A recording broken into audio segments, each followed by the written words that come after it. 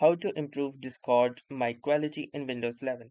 So hey guys, welcome to this tutorial. In this tutorial, I'll guide you through the exact steps on how you can improve your voice quality or the mic quality and Discord in Windows 11.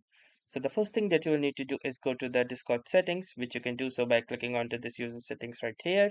And from here, simply scroll down until you see this option that says voice and video. Now click to the voice and video section, and from here you can see your voice option. So this is your basically the microphone current settings. You can check that if the microphone is working or not by using this let's check button right here. Then you also have your input profile like voice isolation, studio or custom. So if you want some presets, you can either choose voice isolation. So just your beautiful voice, let Discord cut through the noise. So it's a basically noise cancellation or isolation algorithm for you.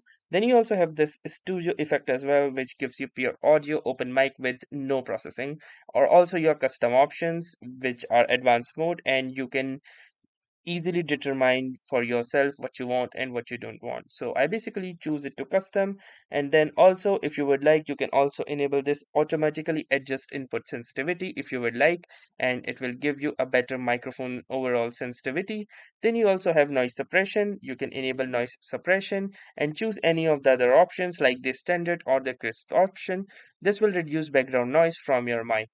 Now from here, we also have echo cancellation as well. So if you are in an empty room or an empty space and feel a lot of echo, then you can enable this echo cancellation. And apart from that, you also have the advanced voice settings as well. Simply click onto this drop down arrow, and from here, you can also select these parameters as well, like automatic gain control, which automatically adjusts microphone volume and advanced voice activity and various other options as well. So you can test them out and experiment with them and find the best particular setting that suits you. And then you can apply those accordingly. So that was all for this tutorial. Thanks for watching and have a nice day.